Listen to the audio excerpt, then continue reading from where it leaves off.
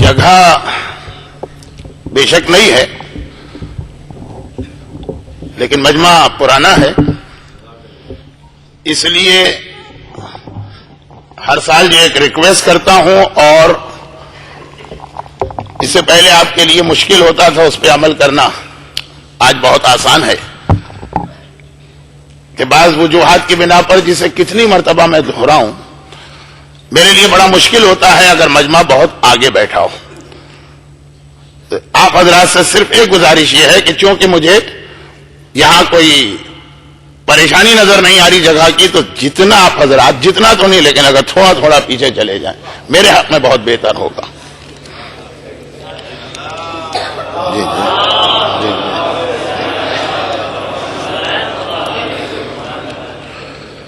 آغاز مجلس میں التماس ہے سورہ فاتحہ کی، یہ دو نام میرے پاس آئے ہیں، مرحوم علی ابن عباس قاوم، مرحوم سید جاوید رضا ابن سید ظاہر حسین۔ ان کا تو غالباً آج ہی یہ حال میں انتقال ہوا ہے۔ شیخ محمد علی عامری کے بارے میں بھی خبر آپ کو مل چکی ہوگی، مجھے بھی یہ خبر ملی، ان کو بھی شامل کریں، اور تمام مرحوم مومنین و مومنات، خاص طور پر جو لوگ آج کی مجلس میں آ چکے ہیں، آ رہے ہیں، آخر تک آئیں گے، ان کے خاندان کے تمام مرحومین کے لیے ایک سورہ فاتحہ۔ بسم اللہ الرحمن الرحیم، الحمدللہ رب العالمین، الرحمن الرحیم، مالک یوم الدین، ایاک نعبد و ایاک نستعین، اہدنا صراط الذین انعمت علیہم غیر المغضوب علیہم ولا الضالین۔ مرحوم سید جاوید رضا کے لیے آج رات نماز وحشت کی بھی درخواست کی گئی ہے، یاد رہا تو میں مجلس کے آخر میں بھی اس کی تکرار کر دوں گا۔ درود۔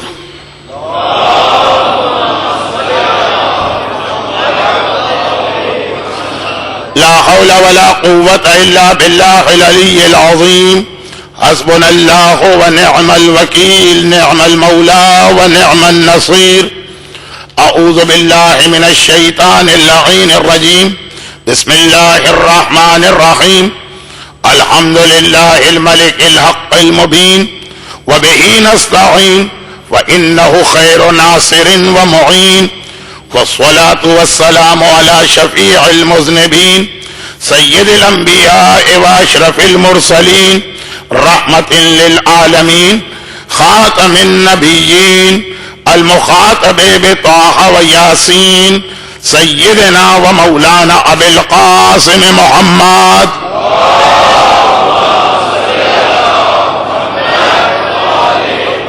وآلہ وعطرتہ الطیبین الطاہرین المعصومین المظلومین المنتجبین المیامین، سیما الامام المنتظر والحجة الثانی عشر، اللہم عجل له الفرج، ولعنة الله على أعدائهم أجمعين، أما بعد فقد قال الله عز وجل في كتابه المبين وفرقانه المتين وقرآنه المجيد وقوله الحق، بسم الله الرحمن الرحيم، ربنا لا تزغ قلوبنا بعد إذ هديتنا وهب لنا من لدنك رحمة، وقال سبحانه وتعالى ولا تموتن الا وانتم مسلمون۔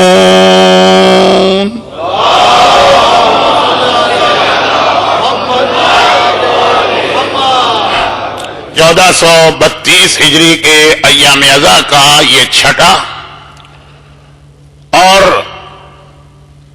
ماہ سفر کا یہ آخری عشرہ ہے، اور شارجہ کے وہ مومنین جو بڑی باقاعدگی سے میری مجالس سنا کرتے ہیں، ان کو یہ معلوم ہے کہ جیسے ابھی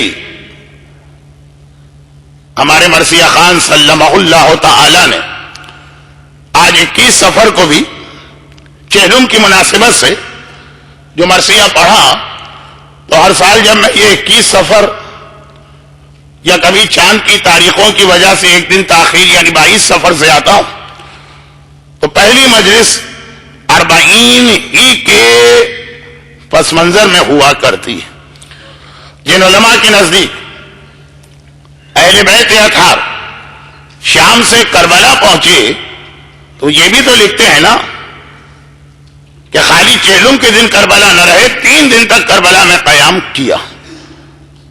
تو آج بھی زینب کبریٰ فاتحانہ شان کے ساتھ اس قافلے کو لے کے کربلا میں موجود ہیں. اس لیے میری گفتگو کا تھوڑا سا پس منظر 40 ہوگا، لیکن چونکہ ابھی ہمارا آپ کا 8 دن کا ساتھ ہے تو 2-3 باتیں میں تمہید میں بتا دوں. اچھا، پہلی بات تو خاص آج کی مجلس کے حوالے سے.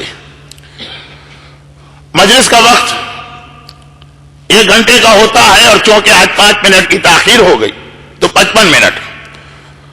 اب اس کے اندر میرے لیے بہت مشکل ہے کہ میں اپنے پورے بیان کو آپ تک پہنچا سکوں. چنانچہ ایک میرا خاص طریقہ کار ہے، لیکن پھر بھی یاد دہانی کے طور پہ اسے بیان کرنا ضروری، اور وہ یہ ہے کہ بعض اوقات میں کئی احادیث کو لے کر بجائے اس کے کہ ہر ایک کا الگ الگ حوالہ دے کے 8 حدیثیں پڑھی جائیں اور پھر ان کو جمع کر کے ایک نتیجہ نکالا جائے، ان ساری حدیثوں کو آپس میں ملا کر جو اس کا ایک پیغام بنتا ہے اپنے الفاظ میں پیش کرتا ہوں. اور آج کی مجلس اتفاق سے ایسی بن گئی کہ مجلس کے شروع میں بھی تو جہاں سے بات شروع کی جائے گی وہاں بھی مجھے اسی مرحلے سے گزرنا پڑ رہا ہے، اور آج جو مسائل میں پڑھوں گا وہاں بھی کہ کئی روایتوں کو جمع کر کے اپنے الفاظ میں آپ کے سامنے پیش کرنا.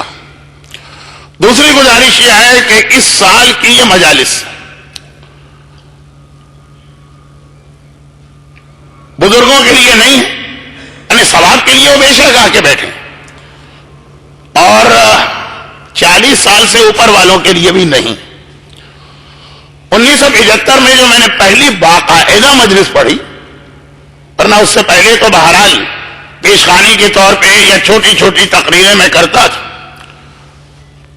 تو معصومین اسپتال کھارادر میں پیدا ہونے والا جو بچہ تھا یہ آج کی مجلس اس کے لیے، یعنی وہ لوگ جو سن 75 سے سن 90 کے درمیان پیدا ہوئے اور پھر بڑے ہوئے. اس کا مطلب کیا؟ اس کا مطلب یہ ہے کہ آج کی نہیں، اس عشرے میں بعض وجوہات کی بنا پر میں اپنی تمام پرانی مجالس کو دہراؤں گا. تو جو بچے اس وقت پیدا ہوئے ان کے لیے ہر بات نئی ہوگی، بزرگوں کے لیے ہر بات پرانی ہوگی. کچھ ایسے اشارے مجھے ملے، تھوڑی مبہم بات، زیادہ دیر نہیں، 2 یا 3 منٹ، کہ جس کی بنا پہ میں دنیا میں جہاں بھی اشرا پڑھتا ہوں اسے اپنی زندگی کا آخری اشرا سمجھ کے پڑھتا ہوں، اور جہاں بھی کوئی مجلس پڑھتا ہوں اسے اپنی زندگی کی آخری مجلس سمجھ کے پڑھتا ہوں. تو اب یہ شمع بجھنے سے پہلے تھوڑا سا بھڑکتی ہے، تو وہ جو میری جوانی کے زمانے کی تقاریر تھی ان کو لفظ بلفظ دہرانا ابھی سے کہہ رہا ہوں. تو مردوں کے لیے تو آدھے مجمع کے لیے ثواب تو یقیناً ہے، موضوع میں کوئی نئی بات نہیں. خواتین چونکہ کبھی بھی 35 سال سے زیادہ ہوتی ہی نہیں ہے، اس اعتبار سے ان کے لیے میں کچھ عرض نہیں کر رہا ہوں.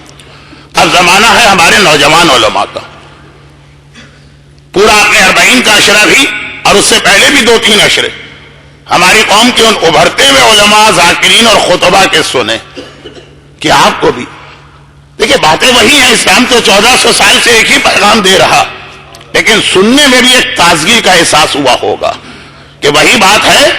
یہ ہمارے نوجوان علماء اور خطبہ جن میں سے ایک تو آپ کے سامنے موجود ہے، میں نے یہ چاہا کہ آپ کو ان کی زیارت کا ثواب بھی مل جائے، اس لیے میں نے خاص درخواست کر کے آگے بلوایا. اب خدمت اسلام کی یہ ذمہ داری ان کے حوالے ہے، یہ لوگ بخوبی انجام دے رہے ہیں. لیکن یہ جملہ میں نے صرف اس لیے کہا کہ اس سال آپ کو وہ شکایت زیادہ ہوگی جو ہر سال ہوتی تھی، تکرار. لیکن میری کچھ ایسی مجبوریاں ہیں جس کی بنا پہ میرا موضوع ایسا بنے گا. اور تیسری اور آخری بات یہ کہ مومنین شارجہ کو الوداع کہنے سے پہلے میں ایک چھوٹا سا مسئلہ بس یہ بھی تیسری بات بھی پورے مجمع کے لیے نہیں، چھوٹا سا مسئلہ بیان کر کے پھر اپنے آج کے بیان پر آ جاؤں. اور آج کے بیان کا مقصد یہ ہے جو اس آخری ماہ سفر کے آخری عشرے کا ہمارا عنوان ہے اس پہ بات شروع کی جائے، اور وہ یہ ہے کہ مرحوم شیخ محمد علی عامری بھی ان گواہوں میں سے ایک تھے جن کی بنا پر آیت اللہ سیستانی کی تقلید کرنے والوں کے لیے عمرے اور حج کی اس وقت اجازت ہے. اب میں نے کہا نا کہ مسئلہ سب کے لیے نہیں، جو کبھی عمرہ یا حج کر چکا ہے اس کے لیے یہ جملہ ہے، یا جو جانے کی تیاری کر رہے تھے اور اگر سیستانی کے اس فتوے کی وجہ سے رکے ہوئے، جس فتوے کا خلاصہ یہ بنتا کہ شاید فی الحال عمرے اور حج کی اجازت بھی نہ ہو. اب حج کے بارے میں تو میں نہیں کہہ رہا ہوں، بہت تفصیلی بات ہوگی، اور یہ جملے کو میں صرف 2 یا 3 منٹ میں ان لوگوں کے لیے سمجھا دوں کہ جو مسئلہ جانتے ہیں اور آ کے مجھ سے سوال کرتے ہیں کہ پھر آپ خود آغاز سیستانی کی تقلید کرتے ہوئے عمرے پہ کیوں جاتے ہیں اور حج پہ کیوں جاتے ہیں. صفا اور مروہ کا علاقہ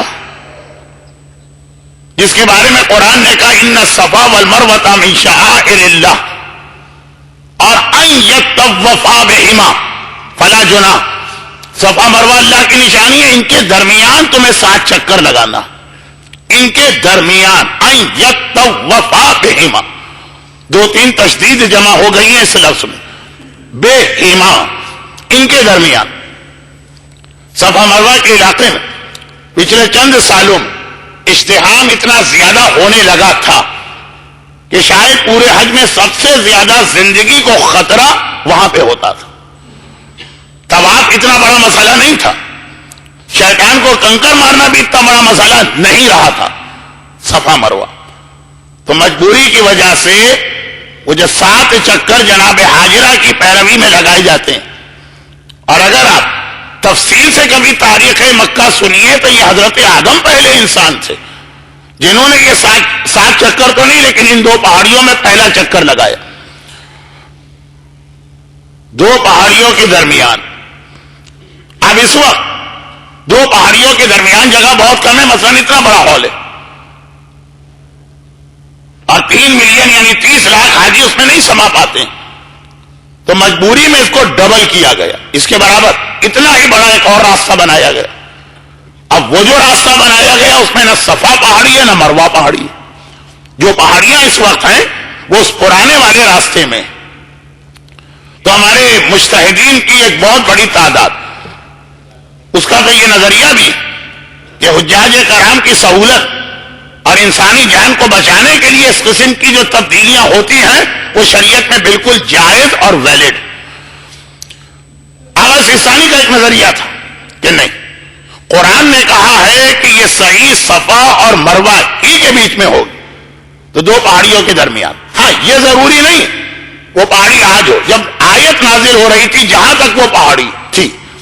اب وہ فرماتے ہیں کہ اگر آپ کو کہیں سے گواہی مل جائے کہ 1400 یا 1200 یا 1000 یا 100 سال پہلے تک یہ پہاڑیاں بہت بڑی بڑی تھی اور نیا جو راستہ بنا ہے وہ بھی ان کے درمیان ہے، بعد میں ان پہاڑیوں کو کاٹ دیا گیا سڑکیں وڑکیں بنانے کے لیے، تو آپ عمرہ کر سکتے ہیں ورنہ عمرہ نہیں کر سکتے. اب یہ جو ایک لفظ استعمال کیا کہ اگر آپ کو گواہی مل جائے، جسے انگریزی میں کہتے ہیں کہ اب گین مقلد کے کورٹ میں اسے معلوم کرنا ہے، گواہی اسے لینا. اب یہاں تک تو مسئلہ تھا. اب میں نے گواہیاں جمع کرنا شروع کی اور میں تو کیا ہمارے بہت سارے مراجع تک نے، آیت اللہ ناصر مکارم شیرازی نے تو اس میں خاصی دلچسپی ظاہر کی. چنانچہ یہ گواہیاں ہم کو ملی کہ 1400 سال تو دور کی بات ہے، 100 سال پہلے تک بھی یہ دونوں پہاڑیاں بہت بڑی بڑی تھیں. اور آج جو نیا علاقہ بھی ہے یہ ان کے درمیان ہے، بلکہ ابھی اور بھی جگہ. اب وہ جو گواہیاں ملی وہ آپ کے لیے تو اس میں اتنی دلچسپی نہیں. ان میں سے ایک گواہی مرحوم شیخ محمد علی عامری کی تھی، جن سے ہماری تقریباً ہر سال حج میں ملاقات ہوتی تھی. اتنے چہرے اب مجھے نظر آ رہے ہیں اب جو عمرے یا حج میں یا شیخ عامری کے پیچھے نماز پڑھ چکے ہیں اور یا جب سے ان کی صحت نے جواب دیا تھا وہ بستر پہ ہوتے تھے تو کم از کم ان کی زیارت کر چکے ہیں. تو میں بھی اس گروپ میں تھا جس نے ان سے ملاقات کی تو انہوں نے اپنی جوانی بتائی کہ جوانی کے زمانے میں ہم نے مکے میں دیکھا تھا کہ یہ پہاڑیاں کتنی بڑی ہیں. تو اس ایک گواہی کو بھی بہت اہم گواہی مان کر آغاز سیستانی کی تقلید کرنے والوں کے حج اور عمرے صحیح ہو رہے ہیں اور خبر یہ آئی ہے کہ مدینے میں ان کا انتقال ہو گیا. اب یہ تو ایک ایسا معروضہ تھا جو میرے اصل موضوع میں نہیں تھا، اس لیے میں نے سوچا کہ آج اسے بیان کر دوں تاکہ پھر موضوع کا سلسلہ کٹے نہیں. آئیے اب اس کے بعد ایک مختصر سے جملے کے ساتھ جو آج کی میری گفتگو ہے اسے شروع کروں. اور وہ مختصر جملہ یہ کہ 1 مہینے پہلے جب میں دبئی میں مجالس پڑھ رہا تھا تو جو وہاں کا اشرا تھا وہ نہیں، اس سے ہٹ کر ایک مجلس ہوئی تھی. اس میں نے ایک اہم مسئلے کی جانب مومنین کی توجہ مبذول کرائی جو یہاں بھی مجھے اس مسئلے کو آج کی مجلس میں بھی اور شاید آخری مجلس میں بھی بیان کرنا. عموماً آج دنیا میں آج کل میں جہاں جہاں مجلسیں پڑھ رہا ہوں پہلی اور آخری تقریر میں اس عنوان پہ گفتگو کی جاتی. اچھا یہ مجلس جہاں ہوئی تھی دبئی مجمع میں کافی لوگ تھے جو وہاں موجود تھے اور پھر ان کا ایک سوال بھی اس کے بارے میں تھا جس کا اصل جواب تو کچھ اور ہے، لیکن میں ایک اور جواب بھی اس کا آج دے کر بات کو آخری مجلس کے لیے نامکمل چھوڑ دوں گا. اچھا یہ ایک میں نے کہا ایک جملے کی مجھے اجازت دیجیے، یہ جملہ آپ کی سمجھ میں تقریر کے درمیان آئے گا. ابھی ہم بات یہ کرتے ہیں کہ 40 صحیح معنوں میں حسین کی فتح کا اعلان 40 کا دن. دیکھیے بھائی حقیقت میں تو حسین ہمیشہ سے کامیاب، مگر عاشورے اور 40 میں ایک فرق ہے. بعض خصوصیات عاشورے کو ہیں جو 40 کو نہیں، بعض خصوصیات 40 کو ہیں جو عاشورے کو نہیں. کچھ ایسی چیزیں بھی اور جس کے لیے بہت ہی مختصر 2 جملے میں شاید ہر سال کہتا ہوں، آج بھی سن لیجیے. یہی وجہ کہ مومنین کرام کے گھٹی کے اندر یہ چیز پڑی ہے. اب یہ پرانا محاورہ کہ بچہ گھٹی کو کیا سمجھے گا، اور مومنین کرام کے جینز میں یہ بات شامل ہے. یہ نئی سائنسی بات ہے، اب یہ سمجھ میں آ جائے گا جینیٹک کوڈ کہ عاشورے سے زیادہ مومنین کرام 40 کو کربلا محلہ کی زیارت کو جاتے ہیں. اس سال بھی 4.5 ملین یعنی 45 لاکھ مومنین عاشورے کو تھے اور 18 ملین یعنی 1 کروڑ اور 80 لاکھ مومنین 40 کے دن تھے. عاشورے کی اپنی کچھ خصوصیات ہیں جو 40 کو حاصل نہیں، 40 کی اپنی کچھ خصوصیات ہیں جو عاشورے کو حاصل نہیں. اور اسلام مکمل ہوتا ہے جب دونوں کو جمع کریں، عاشورہ بھی اور 40. حسین کا مشن مکمل ہوتا ہے جب دونوں کو جمع کریں، عاشورہ بھی اور 40. تو ایک تو یہ مومنین کرام کا عمل، اور دوسری بات زیارت 40 کی جس انداز سے تاکید آئی ہے. مومن کی 5 نشانیوں میں ابھی آپ کل پرسوں 3 دن 4 دن سے یہ حدیث سن رہے ہیں جس کا وقت گزر چکا ہے، اس لیے حدیث میں نہیں پڑھ رہا ہوں، لیکن مومن کی جو 5 نشانیاں بتائیں اس کے اندر زیارت 40 شامل ہے، زیارت عاشورہ شامل نہیں. بعض اوقات کوئی پیغام سمجھانے کے لیے جملے ایسے بن جاتے کہ لگتا ہے کہ ایک کی فضیلت بیان کر رہے ہیں اور دوسرے کی توہین کر رہے ہیں. نہیں، ایسا نہیں، ایسا نہیں. عاشورے کی توہین نہیں کی جا رہی، اور غالباً یہ گزشتہ 10 سال کو چھوڑیے، لیکن جو میں نے اس سال اپنی مجالس کے لیے ٹائم پیریڈ رکھا ہے 75 to 90 1975 سے 1990 کے درمیان زیارت عاشورہ کی اہمیت ممبر پہ سب سے زیادہ پڑھنے والوں غالباً میرا نام بھی شامل. لیکن میں عرض یہ کر رہا ہوں کہ مومن کی نشانی قرار دے کر 40 کی زیارت کو جس طرح سے اہمیت دی گئی، یا انگریزی کا لفظ ہے کہ ہائی لائٹ کیا گیا، وہ آپ کو عاشورے کی زیارت میں نظر نہیں آئے گا. بلکہ معذرت کے ساتھ اس میں کوئی قباحت نہیں ہے جو بات میں کہنے جا رہا ہوں، اسلام کی نگاہ میں کوئی بری بات نہیں. زیارت عاشورہ تو زیادہ تر لوگ پڑھتے اپنی حاجتوں کے لیے، کوئی پرابلم پیش آ گیا، کوئی مصیبت پیش آ گئی، روزی کا مسئلہ ہے، جاب کا مسئلہ ہے، ویزے کا مسئلہ ہے، شادی کا مسئلہ ہے، صحت کا مسئلہ ہے، اولاد کا مسئلہ. آج جو زیارت عاشورہ اتنی زیادہ پاپولر ہوئی وہ اس لیے کہ بھائی زیارت عاشورہ سے دعا بہت جلد قبول ہوتی، زیارت عاشورہ کی وجہ سے حاجتیں بہت جلد پوری ہو جاتی ہیں. زیارت عاشورہ کے حیرت انگیز واقعات کتاب کا نام ہے. زیادہ تر یہی ہے کہ جی فلاں مومن زندگی اور موت کے مرحلے میں پھنسا ہوا تھا، زیارت عاشورہ پڑھی، اس کا یہ مسئلہ حل ہو گئے. مفاتیح الجنان میں امام زمانہ کا واقعہ بھی یہی ہے کہ ہم اس کی مدد کرتے ہیں، ہم اس کی مدد کرتے ہیں، ہم اس کی مدد کرتے ہیں جو زیارت عاشورہ، زیارت جامعہ اور نماز شب کے ذریعے سے ہم سے مدد چاہتا. تو زیادہ تر دیکھیے اس میں قباحت نہیں، یہ اللہ کا حسین سے وعدہ ہے. کیا ہے حسین؟ یہ تین تو خاص وعدے تجھ سے ہیں کہ تیری تربت میں، تیری قبر کی مٹی میں ہم نے شفا رکھی، اور تیری ذریت میں ہم نے امامت رکھی، اور تیرے قبے کے نیچے جو دعا مانگی چاہے اس میں ہم نے قبولیت رکھی. بلکہ روایتوں میں یہاں تک جملہ ہے، راوی بھی چکرا گیا، اس وقت سمجھ میں نہیں آیا، بعد میں جب ایک راوی جاتا ہے مدینے کے اندر اور جا کے ہمارے 10ویں امام امام علی النقی علیہ الصلوۃ والسلام سے یہ اب یہ روایتیں آپ نے حال ہی میں عشرہ زینبیہ کی مجلسوں میں سنی ہوں گی، اس لیے میں بہت جلدی اس کو بیان کر رہا ہوں کہ مولا اس سال میرا ارادہ کربلا کی زیارت کو ہے، میں کربلا کے لیے جا رہا ہوں، اس لیے آپ سے ملاقات کرنے آیا ہوں.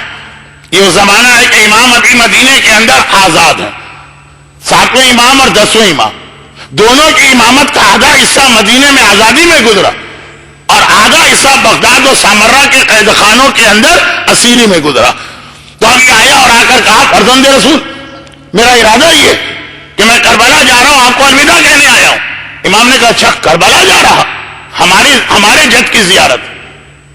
اب یاد کیجئے کہ زیارت کے حوالے سے جب پہلا نام ہمارے ذہن میں آتا ہے رکاوٹ پیدا کرنے والا، زیارتوں میں رکاوٹ پیدا کرنے والا سبھی سے، اس میں کوئی ایسا نہیں ہے کہ جس نے زیارت میں آسانی دی، لیکن اہم ترین نام متوکل کا آتا.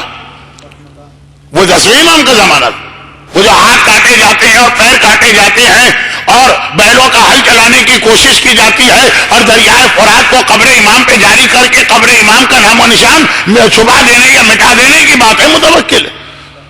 تو سب سے زیادہ زیارت کے لیے 10ویں امام نے اپنے چاہنے والوں کو ترغیب دلوائی. لوگ تو چکرا جاتے ہیں نا، مولا جان کو خطرہ ہو تو حج تو حرام ہو جاتا، تو اب یہ زیارت میں بھی خطرہ ہے. ساری کوششیں کرنے کے بعد آخر میں بھائی متوکل نے کیا کوششیں کی؟ پہلے اپنی فوج بھیجی، اس نے اتنے معجزے دیکھے وہ حسینی بن کے آئی. پھر کافروں کی فوج بھیجی، اس نے بھی اتنے معجزے دیکھے کہ حسینی بن کے آئی. پھر بیلوں کا حل چلانا چاہا، بیل مر گئے، اپنی جگہ سے قدم آگے نہ بڑھائے. پھر دریائے فرات کا رخ پھیرا تو پانی جو بے جان ہے وہ رک گیا. آخر میں جب یہ پابندی لگائی کہ ہاتھ اور پیر کٹے گا، کثیر تعداد میں مومنین آ رہے ہیں، تو آخر میں پابندی لگائی گردنیں کٹیں گی. یہ سارے واقعات آپ کے سنے ہوئے. تو اب لوگ زیارت میں کمی نہیں کرنا چاہتے، مگر ایک اصول جو کربلا نے ہمیں بار بار بتایا کہ اسلام کا کوئی بھی مسئلہ ہو، چاہے وہ محبت اہل بیت ہی سے متعلق ہو، پہلے شریعت کے حوالے سے دیکھو کہ جو عمل ہم کرنے جا رہے ہیں خالی محبت کافی نہیں ہے، سنت رسول اور سنت امام کے مطابق ہے کہ نہیں ہے. تو اب لوگ کنفیوز ہو گئے. وقت کم ہے اس لیے میں جملہ بہت سرسری لے کے آگے بڑھ گئے. ہمارے یہاں اسی چیز کا خیال نہیں کیا جاتا، جس کا دل چاہتا ہے اپنے دل سے جو نئی بات بنا کے معاشرے میں پھیلا دیتا، ایک ٹھپا اس پہ لگا دیتا ہے کہ یہ مودت اہل بیت کا ایک طریقہ. یہ معصومین کے چاہنے والے میں امام کی تو بات ہی نہیں کر رہا، ان کے اپنے زمانے کے شیعوں کا طریقہ کہ ہر کوئی نئی بات آتی ہے پہلے امام سے رجوع کرتے ہیں. مولا جان کو خطرہ، ہمیں اپنی جان کی پرواہ نہیں ہے، مرنے کو تیار ہیں، مگر دیکھنا یہ ہے کہ کیا آل محمد یا اسلام اس وقت مرنے کی اجازت دیتا بھی ہے کہ نہیں؟ نہ مومن کی زندگی اس کے اختیار میں، نہ موت اس کے اختیار میں. جس طرح سے اسلام کا ہے اس طرح زندہ رہنا ہے، جس طرح اسلام کا ہے اس طرح سے مرنا ہے. ان صلاتی و نسکی و محیای و مماتی، میری نماز میری عبادتیں اللہ کے لیے ہے، میری زندگی بھی اللہ کے لیے اور میری موت بھی اللہ کے لیے. چنانچہ آئے کہا مولا ہم مرنے کے لیے تیار ہیں، اگر زیارت کے راستے میں گردن کٹ گئی تو اس سے بڑی ہماری کامیابی کیا ہے؟ مگر ایسا نہ ہو کہ خود یہ آپ کے حکم کے خلاف ورزی ہو جائے. اجازت ہے کہ نہیں ہے؟ اور یہ خاص طور پر اس لیے بھی لوگ کنفیوز تھے کہ حج میں تو یہ مسئلہ ہے کہ حج حرام ہو جائے گا، اور اگر آپ نے بہت بہادری دکھاتے ہوئے اور ٹارزن بن کے حج کر بھی لیا تو وہ حج واجب مانا ہی نہیں جائے گا، اس کو دوبارہ کرنا ہوگا. بلکہ حج تو بہت واضح مثال ہے، اس لیے میں نے کہا، ورنہ یہی مسئلہ روزے کا بھی ہے، یہی مسئلہ وضو اور غسل کا بھی ہے. تو اب آگے پوچھا مولا وہ کہتا ہے گردن کٹے گی. ایک مومن کو مارا جائے گا تو دوسرے مومن کو اجازت ملے گی زیارت کے لیے. تو یہ تو کوئی مسئلہ ہی نہیں. ہمارے ہر آدمی مرنے کو تیار، لیکن جائز ہے کہ جائز نہیں؟ دیکھیں یہ طریقہ مومن کو ہونا چاہیے جو آگے چل کر باقی مجالس میں شاید تفصیل کے ساتھ آئے. امام نے فرمایا حج اور زیارت کا ایک فرق، زندگی خطرے میں ہو تو حج معاف ہے، زندگی خطرے میں ہو تب بھی تمہیں زیارت پر جانا. تو وہ جو آپ واقعات سنتے ہیں کہ دو مومن ایک ساتھ متوکل کے دربار میں یا اس کے گورنر کے دربار میں آتے ہیں اور کہتے ہیں کہ ہم میں سے ایک مرنے کو تیار ہے تاکہ دوسرے کو زیارت کی اجازت مل جائے، اور پھر وہاں سے جھگڑا بھی ہو جاتا. مومنین کرام کے جھگڑے سے بڑا ڈر تو لگتا، لیکن یہ والا جھگڑا بالکل ٹھیک ہوتا. جھگڑا اس بات پہ ہوتا ہے کہ ہر ایک یہ کہتا ہے مجھے مرنا ہے تاکہ تمہیں زیارت کی اجازت ملے. آخر میں حتیٰ یہ کہ قرعہ ڈالنا پڑتا. اچھا بچے کیا سمجھے قرعہ ڈالنا پڑتا، ٹاس کرنا پڑتا کہ یہ مرے کہ وہ مرے. مرنے کے لیے لوگ تڑپ رہے ہیں. البتہ جس کا نام نکلتا ہے وہ کہتا ہے کہ میں جا رہا ہوں مرنے، مگر ایک میرا حق ہے تیرے اوپر، میری وجہ سے تو جا رہا ہے نا، ایک حق ہے. جب کربلا میں آقا کی زری کے پاس جائے گا پہلے میرا سلام پیش کرے گا پھر اپنا سلام پیش کرنا. تو اب یہ سارا ماحول 10ویں امام کے زمانے کا، یہ اجازت 10ویں امام کی طرف سے آئی.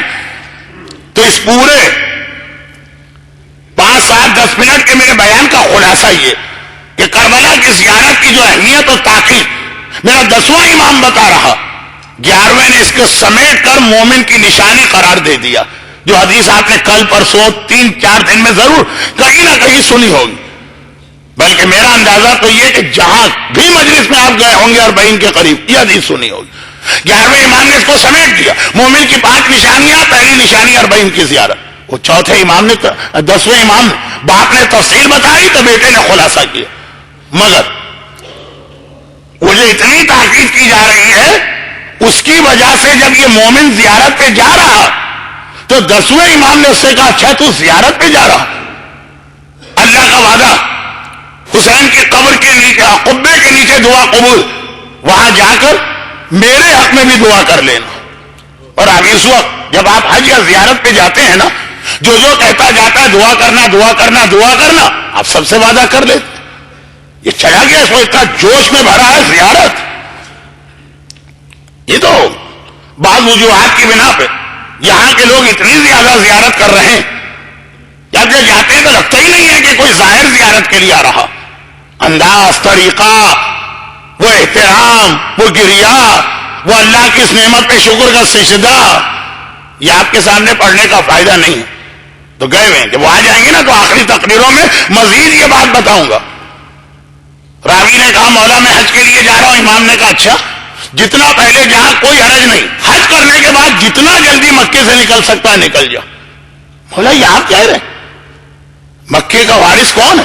چوتھے امام نے مسجد دمشق میں ہتکڑی اور بیڑی کے ساتھ جو خطبہ دیا تھا اور اس میں اپنا تعارف کرایا تھا تو خالی یہ نہیں کہا تھا کہ میں محمد مصطفیٰ کا بیٹا ہوں، میں خدیجۃ الکبریٰ کا بیٹا ہوں، میں وارث کعبہ ہوں، میں صفا اور مروہ کا مالک ہوں، میں مقام ابراہیم کو محافظ ہوں، میں مکے کا مالک. تو جو آپ مکے کے وارث ہیں، آپ جو مکے کے محافظ ہیں، ابو طالب کا لقب رئیس البطحاء اولاد ابو طالب بھی رئیس البتھا ہے، تو آپ کہہ رہے کہ حج کر کے مکے سے جلدی نکل جانا؟ کہا کہ ہاں، حج تک تو تم مکے کے احترام کا خیال کرو گے، حج کے بعد پھر تمہیں کعبے کے احترام کا خیال بھی نہیں رہے گا۔ اور پوچھ لیجیے ان تمام لوگوں سے جن میں ایک آپ کے سامنے ممبر پہ بیٹھا کہ حج کے بعد حاجیوں کا کیا انداز ہو جاتا ہے خود مکے کے اندر، زیارت کے ساتھ بھی یہ نہ ہونے پائے۔ یہ ہمیں اور آپ کو سوچنا ہے، لیکن جیسا کہ میں نے کہا کہ ابھی ظاہرین بھی آ جائے پھر اطمینان سے بات ہوگی۔ ابھی تو صرف اتنی سی بات کہ راوی چلا گیا زیارت کو، جانے کے بعد جب کربلا میں زری کے قریب پہنچا اور دعا شروع کی اور اس میں 10ویں امام کا ذکر کیا، تو برابر میں جو اس کا ساتھی آیا، اکیلے زیارت پہ جو لوگ پہلے بھی نہیں جاتے تھے، کندھے کو ہلا کے روکتا، یہ کیا کہہ رہے ہیں؟ گستاخ، بے ادب، چوکے کا کیا ہوا؟ کہا تو امام کے لیے دعا کر رہا، کیا امام تیری دعا کے محتاج ہے؟ ارے خیال کر، امام کے لیے دعا۔ اب چوکا، ہاں یہ بات تو صحیح، پڑوسی نے کہا دعا کرو تو وہ دعا کرنا، رشتہ دار نے کہا دعا کرو وہ دعا کرنا، والدین نے کہا دعا کرو وہ دعا کرنا، امام معصوم، ان میں اور آخر کربلا کے حسین میں کیا فرق ہے؟ یا اولنا بھی محمد ہے، آخرنا بھی محمد ہے، اوسطنا بھی محمد ہے، کلنا یا محمد۔ یہ تو میں نے بڑی گستاخی کی۔ درود بھیجے محمد والے میں۔ یہ تو میں نے بڑی جسارت اور بے ادبی کی۔ ان امام اور امام میں کیا فرق ہے؟ جو خون ان کی رگوں میں وہی خون ان کی رگوں میں۔ اب وہ چونکے، ایک ہی چیز اس کے ذہن میں آئی، امام معصوم نے کچھ اور کہا ہوگا، مجھ سے سمجھنے میں غلط فہمی ہوئی، مجھے سمجھنے میں غلطی ہوئی، میں امام کی بات نہیں سمجھ پایا۔ یہ راوی نے اپنے ذہن میں سوچا اور بالکل ٹھیک سوچا، کبھی امام کی کوئی بات آپ کی سمجھ میں نہ آئے تو اکثر وجہ یہ ہے کہ ہم سمجھ ہی نہ پائے کہ امام فرمانا کیا چاہ رہے ہیں۔ پیغمبر نے کہا لعنت ہو اس کے اوپر جو بیری کا درخت کاٹے۔ کتنے سالوں بعد پتہ چلا کہ اس حدیث کا مطلب کیا، اور اگر کہ ایک جملہ میں نے 5 منٹ پہلے کہا تھا، لیکن پھر اس جملے کو ذرا بدل لوں۔ زیارت کرنے والے تو زیارت پر گئے ہوئے، اس مجمع میں بھی آدھے سے زیادہ زیارت کر کے آئے ہوئے۔ آج بھی آقا حسین کے روضے کے دروازے کا نام باب السدرہ ہے کہ نہیں ہے؟ بیری کے درخت والا دروازہ۔ کتنے سالوں بعد پتہ چلا کہ پیغمبر نے کیا فرمایا تھا اور ہم کیا آج تک سمجھ رہے تھے۔ بہت ساری روایتیں میں اس لیے چھوڑ دیتا ہوں کہ میں آپ کا وقت، جو ساری چیزیں آپ کے معلومات میں ہیں اس کو میں تحصیل حاصل نہیں کرنا چاہتا، خلاصہ ہی۔ تو راوی یہی سمجھا، چنانچہ اس نے وہ دعا چھوڑ دی اور پھر واپس جب مدینہ منورہ آیا، خدمت امام میں گئے، 10ویں امام، فرزند رسول۔ ایک ہی سوال اس وقت میرے ذہن میں ہے کربلا سے یہاں تک، کیا واقعا آپ نے مجھ سے کہا تھا میں آپ کے لیے دعا کروں، یا مجھے سمجھنے میں دھوکہ ہوا؟ امام نے فرمایا میں نے کہا تھا۔ تو کہا کہ پھر مولا یہ تو ہمارا سارا عقیدہ درم برم ہوا جا رہا، ہمارے اعتبار سے تمام ائمہ جو ہیں برابر ہے، البتہ وہ جو ایک حدیث ہے کہ ظہور امام کے بعد مولا اور رسول، وہ دو جو ہیں باقی ائمہ سے بھی ایک خاص اہمیت کے حامل ہوں گے، کہ بھائی جب امام آئیں گے تو خالی امام تو نہیں آئیں گے نا، پورے 13 معصومین بھی ساتھ میں آئیں گے، اور یہ معصومین دنیا کے مختلف حصوں میں پھیل جائیں گے، سب ایک جگہ نہیں رہیں گے مدینے میں، لیکن ایک دوسرے کی ملاقات، زیارت، حج میں ملیں گے، کبھی کربلا میں ملیں، اور جہاں 3-4 امام مل گئے، جو آگے بیٹھا ہوگا وہی نماز پڑھائے گا، سوائے اس کے کہ اگر مولا کبھی ہوں گے تو مولا کے ہوتے ہوئے کوئی اور امام معصوم بھی علی کو نماز نہیں پڑھا سکتا، امام معصوم علی کو نماز نہیں پڑھا سکتا۔ کوئی غیر معصوم کس منہ سے یہ دعویٰ کرتا ہے کہ میں نے علی کو نماز پڑھائی ہے؟ لیکن آپ حضرات کو اس باتوں کی مجھ سے توقع بھی نہیں ہوتی ہے، اس لیے آپ جیسے ٹھنڈے بیٹھے ہیں ایسا ہی میں آپ کو چاہتا بھی ہوں۔ ہاں میں خود بہت گرم ہو رہا ہوں۔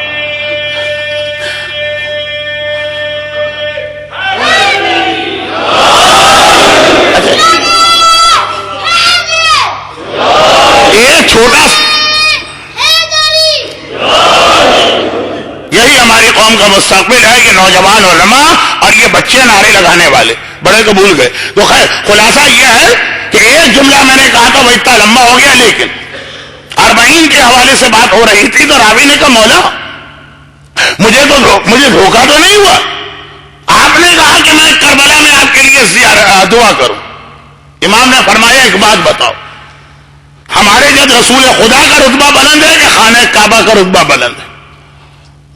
اچھا, خانہ کعبہ کے لیے تو روایت وہ جو شہید دست غیب شیرازی نے بھی گناہ کبیرہ کے اختتام پہ لکھی ہے کہ اللہ کے رسول نے جب مکہ فتح کیا اور یہ مسلمان کعبے کے بچھڑے ہوئے 8 سال بعد کعبے سے ملے. جو کبھی نہ گیا اس کی بات الگ ہے, لیکن جو مکے کا رہنے والا دن رات کعبے کی زیارت کرنے والا جب ہجرت کی تو 8 سال یہ لوگ کعبے سے بچھڑے رہے. یہ روایت فتح مکہ کی ہے یا عمرۃ القضا کی ہے, اس بحث کو چھوڑ دی. 7 یا 8 سال, مگر جب 7 یا 8 سال کے بعد دوبارہ پہنچے, درمیان میں ایک زمانہ آیا تھا کربلا کی زیارت کا سلسلہ تقریباً بند تھا. اس کے بعد جب یہ سلسلہ شروع ہوا تو پہلے سال کی عقیدت کے ساتھ یہاں کے مومنین بھی گئے تھے. یہاں لفظ بھی پہ توجہ دیجیے گا, یہاں کے مومنین بھی جو اب جو ہے بہت بڑی تعداد اب اس عقیدت سے نہیں جاتی ہے, لیکن پہلے سال سب گئے تھے. ہیں یہاں کے بھی ایسے میں نے عقیدت مند ظاہرین دیکھے کہ امام کے زمانے کے ظاہر یاد آ گئے. لیکن زیادہ اس وقت اس جملے پہ ٹائم لگانا بیکار ہے. خلاصہ یہ کہ اس عقیدت کے ساتھ کعبے کی دیواروں کو چوم رہے ہیں, کعبے کے پردے کو بوسہ دے رہے ہیں, روتے روتے گویا پاگل ہو رہے, سمجھ میں نہیں آتا کہ آخر کس طرح سے اپنی عقیدت و محبت کعبے سے ظاہر کرے.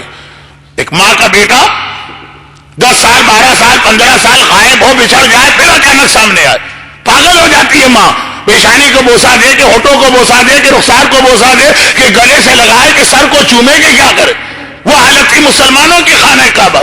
کعبہ تو ویسے ہی ہماری ماں ہے ام القری.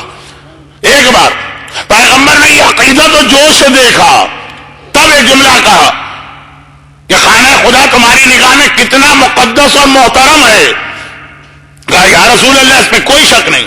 کہا لیکن یاد رکھو مومن کی عزت اللہ کی نگاہ میں خانہ کعبہ سے زیادہ افضل ہے.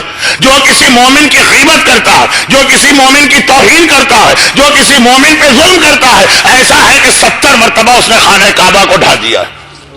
خانہ کعبہ ہمیں پتہ چل جائے کہ فلاں خانہ کعبہ گرانا چاہتا, ارے بس نہیں چلے گا, پاگل ہو کے اس پہ حملہ کریں.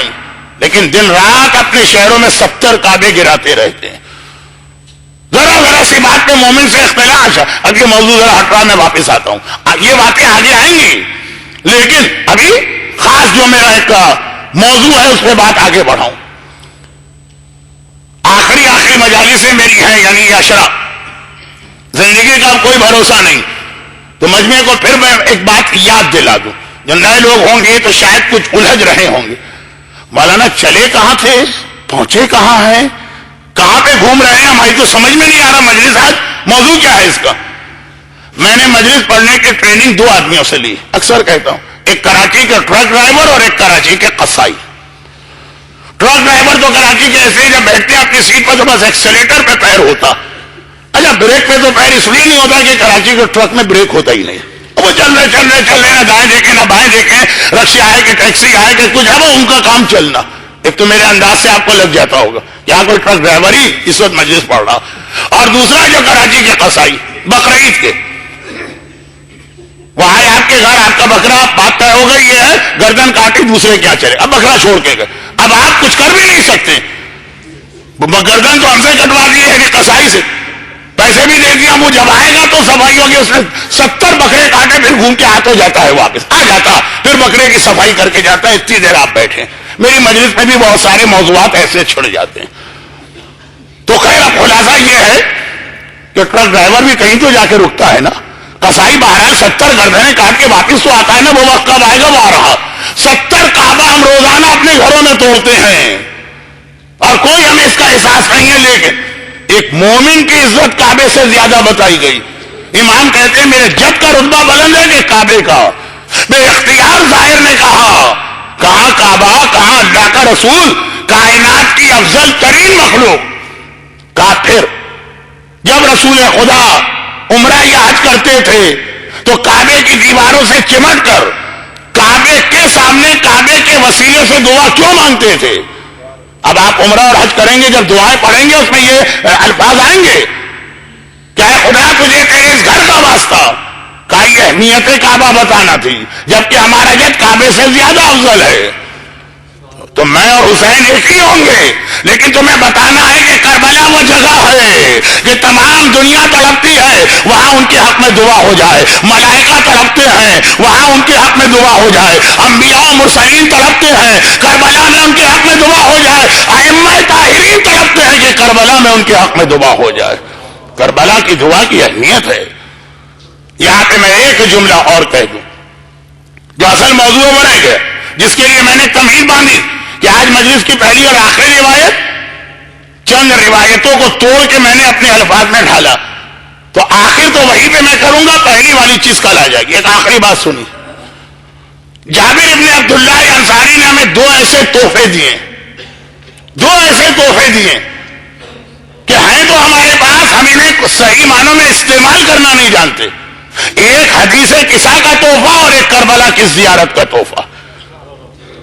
دنیا میں پہلا انسان جس نے بعد شہادت امام زیارت کی کربلا جا کر، وہ جابر ابن عبداللہ انصاری۔ جابر ابن عبداللہ انصاری کربلا کے پہلے ظاہر ہیں، اور یہ اکثر میں جملہ کہتا ہوں، خدا کا کوئی عمل مصلحت کے خلاف نہیں ہوتا۔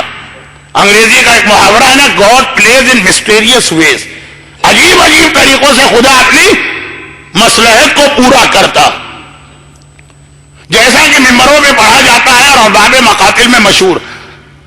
ایک ہی دن جابر اور اہل بیت کربلا پہنچے، لیکن چند منٹ کا فاصلہ ہو گیا، میں گھنٹہ بھی نہیں کہتا ہوں، شاید 15 منٹ کا فرق ہو گیا ہوگا۔ جابر پہلے آ گئے، بس کچھ بعد میں زینب کبریٰ آئی، کچھ بعد میں سید الساجدین آئی۔ جو روایت ممبر پہ 40 کے حوالے سے پڑھی جاتی ہے، اس کو ذہن میں رکھ کے ایک بات کہہ رہا ہوں، اسلام کی ہر نیکی پہ علی اور اولاد علی سب سے آگے آگے آپ کو نظر آئیں گے۔ کوئی نیکی اسلام میں دیکھ لیجیے، سب سے پہلے یا مولا علی نے اس کو انجام دیا ہوگا یا علی کی پاک اور پاکیزہ اور معصوم اولاد ہے۔ پورا اسلام علی اور اولاد علی کی محنتوں کا کام، عملی اعتبار سے بھی اور قربانیوں کے اعتبار سے بھی۔ پہلا نمازی بھی علی ہوگا، پہلا حاجی بھی علی ہوگا، پہلا قرآن پڑھنے والا بھی علی ہوگا، پہلا صدقہ دینے والا بھی علی ہوگا، پہلی زکات دینے والا بھی علی ہوگا۔ ہر عبادت میں ہمیشہ اول آپ کو علی ملے گا۔ اقبال نے جو مسلم میں اول شاہ مردہ کہا تو ایسے نہیں کہا، وہ میری شاعری نہیں ہے، اس میں پوری تاریخ ہے اسلام۔ یہاں پر اگر زینب کبریٰ پہلے آ جاتی اور جابر 5 منٹ کے بعد آتے تو سمجھ میں آتا۔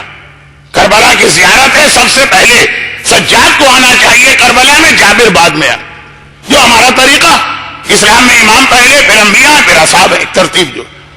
لیکن یہاں پہ پروردگار نے ایک عجیب طریقہ اختیار کیا، بہت تھوڑا فرق۔ میں اکثر اس کی ایک وجہ اپنی عقل سے یہ کہتا ہوں، میں موضوع سے نہیں ہٹا، جابر کے حوالے سے جو جملہ کہنا ہے وہ 40 کی زیارت کو مکمل کرنے والا پیغام۔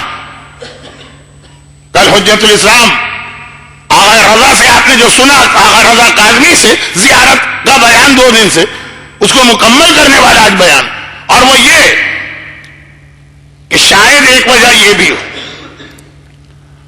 کہ زیارت پر کبھی بدعت کا فتویٰ نہ لگے۔ بدعت اسے کہتے ہیں جو عمل رسول و اصحاب رسول نے کبھی انجام نہ دیا ہو۔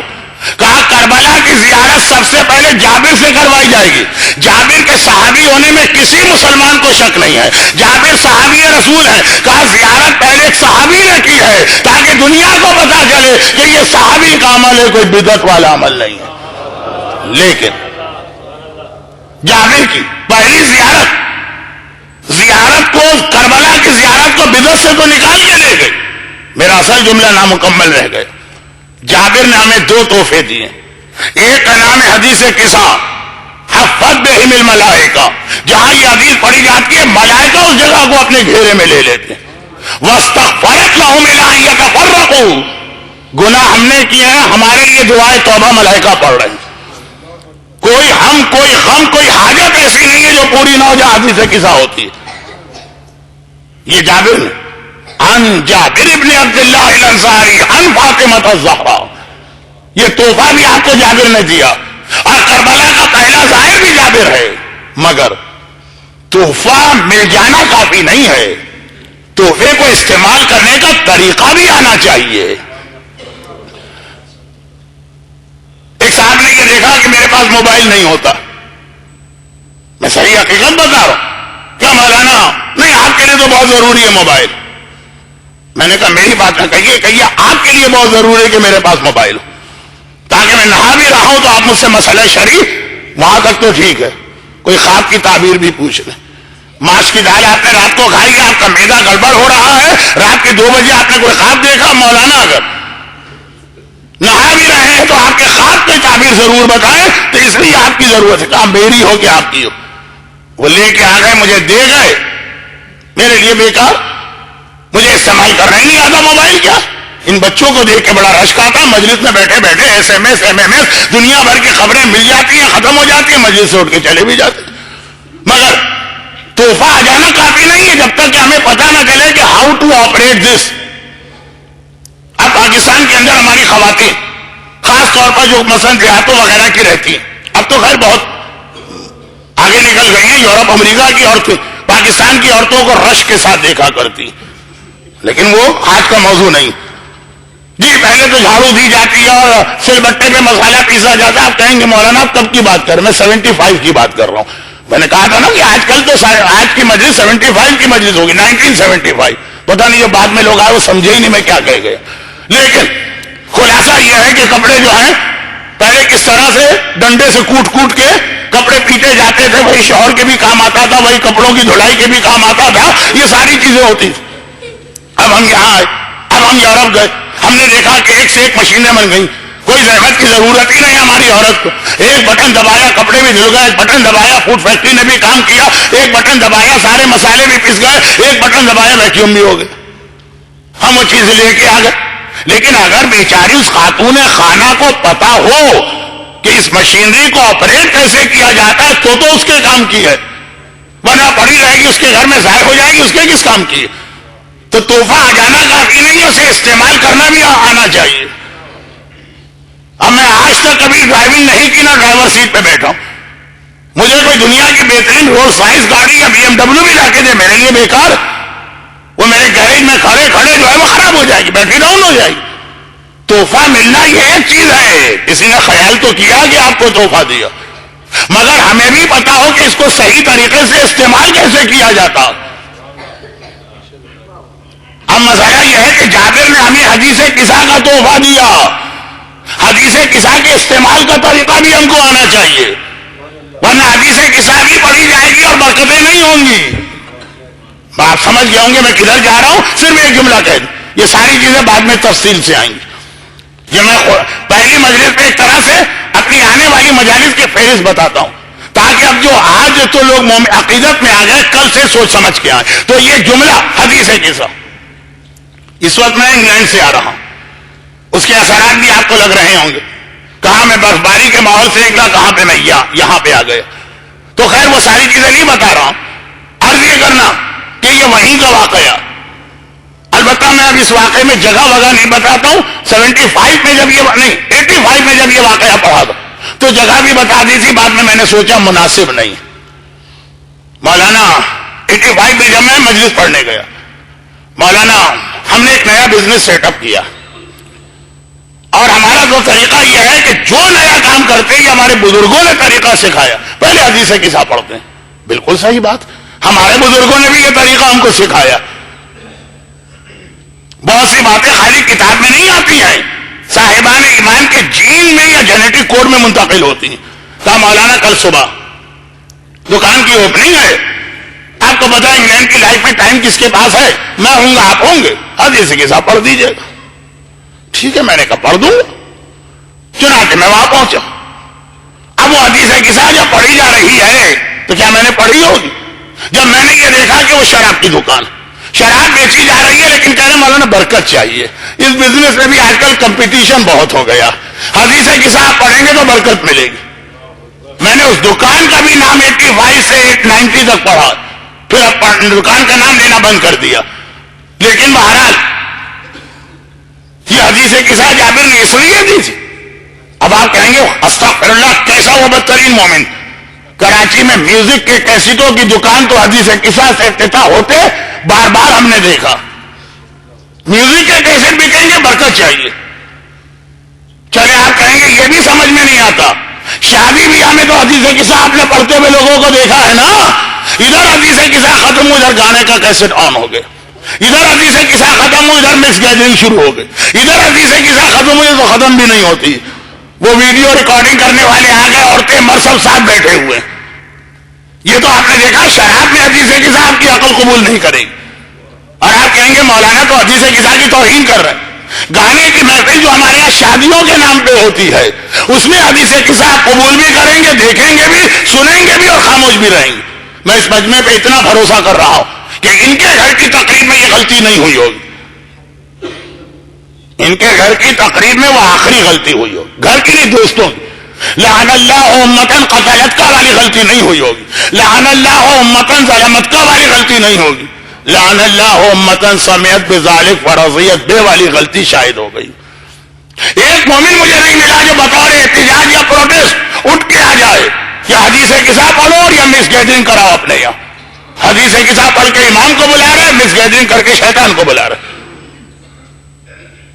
لیکن یہ تو ایک ضمنی بات بیچ میں آ گئی. حدیث قصہ تحفہ ملا, ملائکہ استغفار کریں گے, تمہاری حاجتیں دور ہوں گی.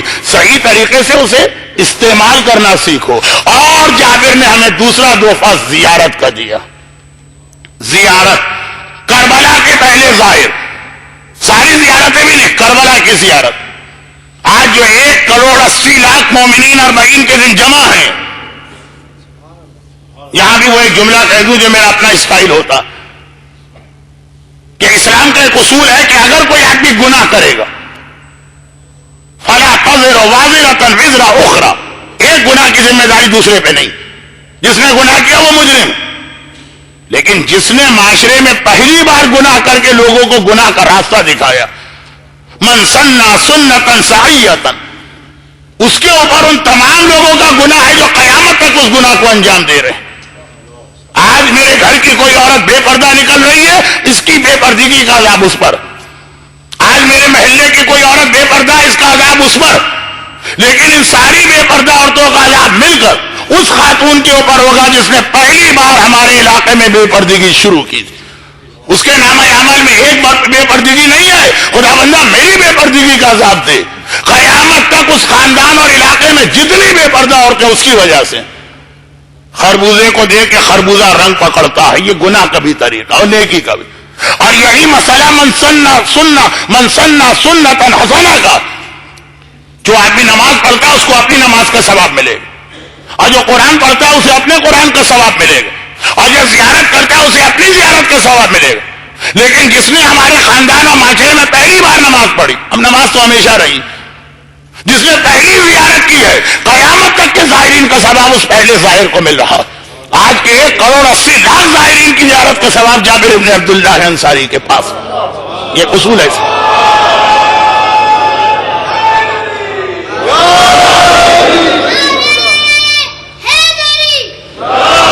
اب یہ اصول جابر نے ہمیں زیارت دے کے خود اپنا تو ثواب اتنا کمایا, مگر زیارت امام بھی ہمارے پاس اتنا عظیم و تحفہ ہے. ہمیں زیارت جیسے تحفے کی قدر و قیمت معلوم ہے, جانے دی, اس کے استعمال کا طریقہ نہیں آتا.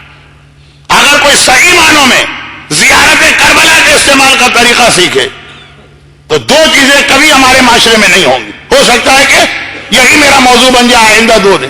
دو چیزیں کبھی ہمارے معاشرے میں نہیں ہوں گی. نمبر 1, ہمارے معاشرے میں کبھی گمراہی نہیں ہوگی.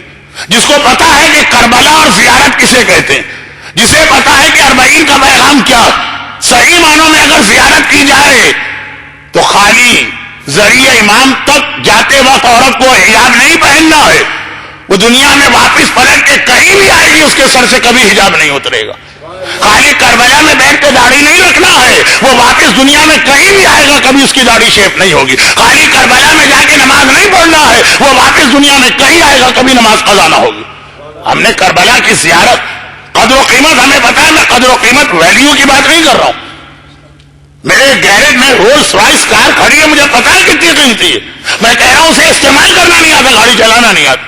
ہمیں زیارت کا صحیح مطلب مقصد یہ استعمال نہیں آتا.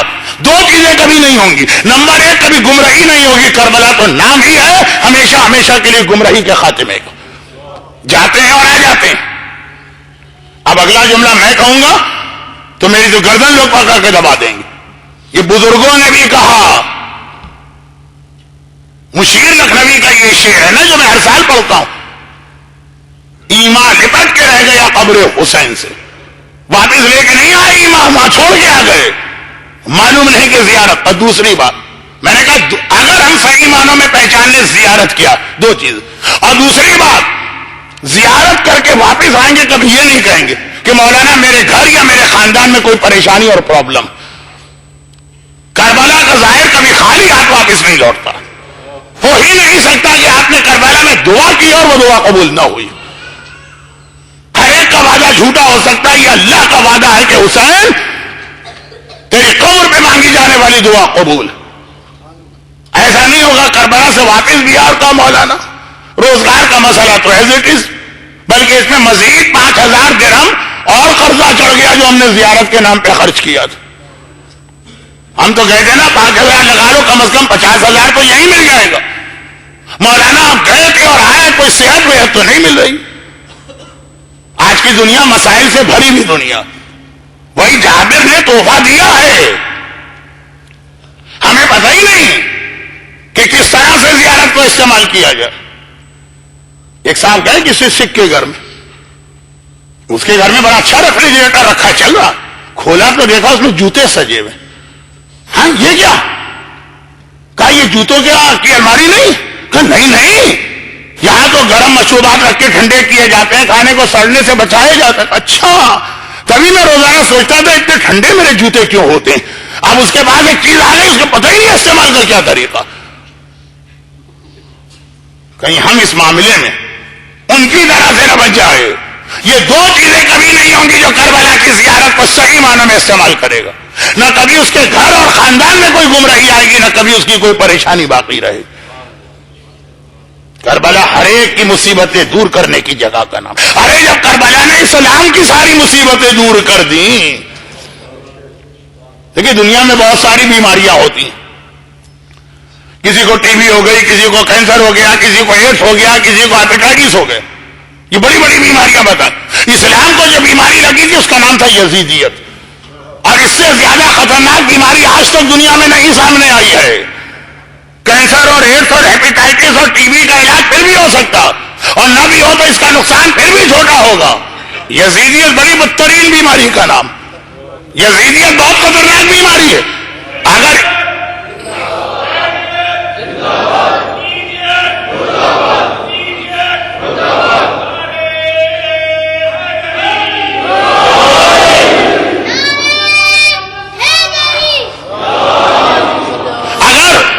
باقی بیماریوں کا علاج نہ ہو تو ایک آدمی مرتا ہے، یزیدیت کا علاج نہ ہو تو 1,24,000 انبیاء کی محنتیں ختم ہو جاتی.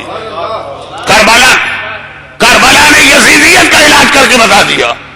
یزیدیت ختم ہو جاتی ہے کربلا سے. تم تو پھر بھی حسینی ہو، تمہارے گھر کے چھوٹے موٹے مسئلے کیسے ختم نہ ہوں گے. لیکن شرط یہ ہے کہ ہم یہ پہچانیں کہ کربلا کس چیز کا نام ہے، کس انداز سے کربلا نے اسلام کو بچایا. ہاں تھوڑی سی بھئی آپ بہت کامن بیماری ہے، اس لیے میں جلدی سے آج مسائل پہ آ رہا ہوں، وقت نہیں رہا. کینسر، آپ کو پتا ہے کہ کینسر کا اپنا علاج بھی بڑا مشکل ہوتا ہے، بڑا تکلیف دہ ہوتا ہے. وہ تکلیف دہ علاج کرنا پڑتا ہے تاکہ اس سے بڑا فائدہ ہو جائے. کربلا نے بتایا یزیدیت کا علاج ہے، ختم ہو جائے گی یزیدیت. لیکن ہاں جب کینسر جیسی چھوٹی بیماری میں کسی کو کیمو تھراپی کرنا ہے، کسی کا یہ پرابلم ہے، کسی کا وہ بھی، میں علاج کی بات کر رہا ہوں، تو یزیدیت کے علاج میں بھی زحمتیں تو اٹھانا پڑتی ہیں. اکبر کا کلیجہ قربان کرنا پڑتا، اصغر کے گلے کو 3 بھال کے تیر سے چھتا دیکھنا پڑتا. عباس کے بازو قلم ہوتے تو یزیدیت کا علاج ہوتا. قاسم کے بدن کے ٹکڑے ہوتے ہیں تو یزیدیت ختم ہوتی ہے. حسین کا کٹا سر نو کے نیزہ پہ بلند ہوتا ہے تو یہ یزیدیت ختم ہوتی ہے علاج مشکل لیکن فائدہ اتنا بڑا ہے کہ کینسر کے تکلیف دے علاج کو آدمی برداشت کرتا ہے بعد والے فائدے کے لیے، جبکہ اس میں تو یہ بھی پتا نہیں فائدہ ہوگا کہ پھر بھی آدمی مر جائے گا، مگر کربلا نہیں، یقینی فائدہ ہے بشرط یہ کہ تم اس علاج کو کرو، مگر اس علاج میں باقی ساری چیزیں ممکن ہیں۔ وہ بہت مختصر آج مسائل اس میں کہ 2 دن سے آپ شب 40 روز 40 مسلسل رو رہے ہیں اور قیامت تک ہم روئیں گے حسین پر۔ فَلْيُنْذِرُ النَّادِبُونَ، امام زمانہ نے کہا کہ اگر کسی کو رونا ہے تو حسین جیسے شہید پر روئے، مگر آج وقت ذرا سا کم ہوگا۔ بس یہ آخری جملے، یہ علاج اتنا مشکل ہوتا کہ جو روایت آپ نے کل سنی ہے 40 کے دن میں اسی کو پڑھ رہا ہوں۔ جابر ابن عبداللہ انصاری اپنے ساتھی عطیہ سے کہتے ہیں کہ یہ جو قافلہ کربلا میں آیا ہے اس میں کوئی مرد نظر آ رہا ہے کہ نظر نہیں آ رہا؟ یہ سب عورتیں۔ کہا کہ بہت ہی بوڑھا مرد نظر آ رہا، بہت ہی بوڑھا، خود جابر 80 سال سے زیادہ کے تھے۔ کہا جابر سر کے بال سفید ہیں، داڑھی کے بال سفید ہیں، چہرے پہ جھریاں ہیں، کمر جھکی ہوئی ہے۔ کہا کہ چلو لے جاؤ اس کے پاس۔ اس بوڑھے کے پاس گیا اور کہا کہ اگر یہ حسین کا قافلہ آیا ہے تو اس میں میرا جوان بھتیجا سجاد ضرور ہوگا۔ جابر کے بارے میں ایک بات کہہ دوں، بزرگ لوگ، مجلس میں نے کہی تھی نوجوانوں کے لیے ہے، مسائل کا جملہ بزرگوں کے لیے۔ جابر حسین سے بھی عمر میں بہت بڑے۔ جابر نے حسین کو گودیوں میں اٹھایا، جابر نے حسین کو کندھے پہ سواری کرائی، جابر نے اپنی آنکھوں سے دیکھا ہے حسین رسول خدا کی پشت پر حالت سجدہ میں گئے تھے، جابر نے دیکھا ہے حسین رسول خدا کی گود میں حالت خطبہ میں بیٹھے تھے، جابر نے اپنی آنکھوں سے دیکھا ہے حسین رسول خدا کے دوست پر سوار تھے۔ حسین 57 سال کے، جابر کے سامنے کے عمر کے اعتبار سے بچے ہیں، تو سجاد تو 24 سال کا۔ جابر کہتے ہیں کہ میرے ساتھی نے بتایا یہ حسینی قافلہ ہے، یہاں مجھے اپنا بھتیجا کیوں نظر نہیں آ رہا؟ ایک بار وہ مرد بزرگ، وہ سفید بالوں والا، وہ جھکی ہوئی کمر والا بوڑھا کہتا ہے یا جابر انا علی ابن الحسین، چچا جابر میں ہی تو حسین کا وارث سجاد ہوں۔ بس ایک جملہ جابر، میں نے کہا جس نے حسین کو بچپنے سے دیکھا، سجاد تو بچوں کا بچہ، کہا بیٹا سجاد اس جوانی میں تو اتنا بوڑھا کیوں نظر آ رہا؟ ابھی شام سے آئے ہیں، شام کو فتح کر کے آئے ہیں، مگر کیسا داغ کلیجے پہ لے کے آ گئے۔ جابر پوچھتے اتنا بوڑھا کیوں نظر آ رہا؟ نہ یہ کہا میرا جوان اکبر مارا گیا میں بوڑھا کیسے ہوں، نہ یہ کہا میرا چچا عباس بازو قلم ہوئے بڑھاپا کیوں نہ ہے، نہ یہ کہا میرے بابا کا سر نو کے نیزہ پہ بلند ہوا میں بوڑھا کیسے ہوں، یہ نہیں کہا میرا اصغر مارا گیا، کہا الشام۔ جابر مجھ سے پوچھتے میں بوڑھا کیسے ہوا؟ ہائے وہ شام کے بازار و دربار، وہ میری بہنوں اور میری بھوبیوں کا ننگے سر نامحرموں کے درمیان جانا۔ الا ولعنۃ اللہ علی اعدائهم اجمعین وسیعلم الذین ظلموا ای منقلب ینقلبون۔ خداوندہ اہل بیت اطہار کے ان مصائب کا واسطہ جس نے میرے مظلوم امام سجاد کو جوانی میں بوڑھا کر دیا، خداوندہ آج کی مجلس میں جتنے مومنین اور مومنات جمع ہیں، خاص طور پر ان کو اور ہر مومن گھرانے کو، ان کے گھر والوں کو، ان کی روزی کے ذرائع کو، ان کی اولادوں کو ہر آفت، ہر مصیبت، ہر پریشانی سے محفوظ فرما۔ خداوندہ غم حسین کے سوا ہمیں نہ دنیا میں کوئی غم ملے نہ آخرت میں کوئی غم ملے۔ خداوندہ صف اعضاء پہ بیٹھ کے جس نے گریہ کیا ہے، ان کے اس گریہ کا واسطہ، ان کی اپنی جگہ سے کھڑے ہونے سے پہلے ان کی ساری حاجتیں بحق حسین قبول فرما۔